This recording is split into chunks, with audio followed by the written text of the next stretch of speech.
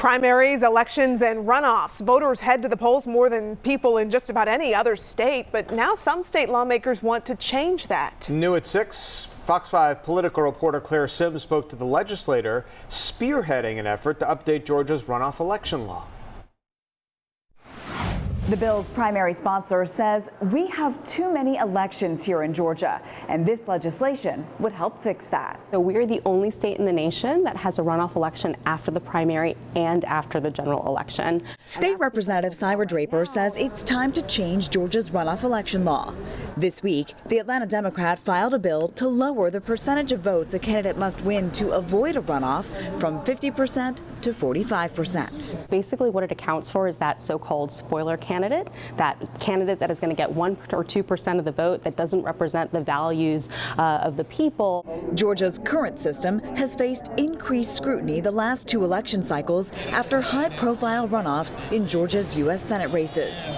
Researchers at Kennesaw State University estimated the 2020 Senate runoffs cost about $75 million statewide. And Draper says over the last 15 years, more often than not, the candidate who won the general election went on to win the runoff, too. One notable exception was when Democrat Jon Ossoff beat then-Senator David Perdue in January 2021.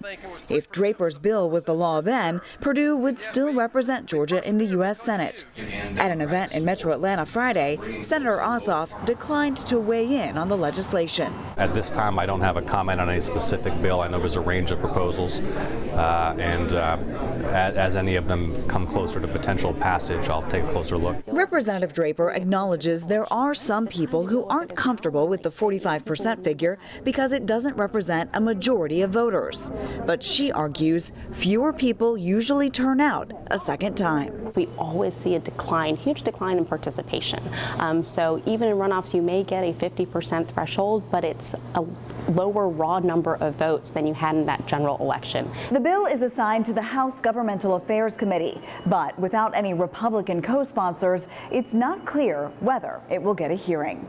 At the state capitol, Claire Sims, Fox 5 News.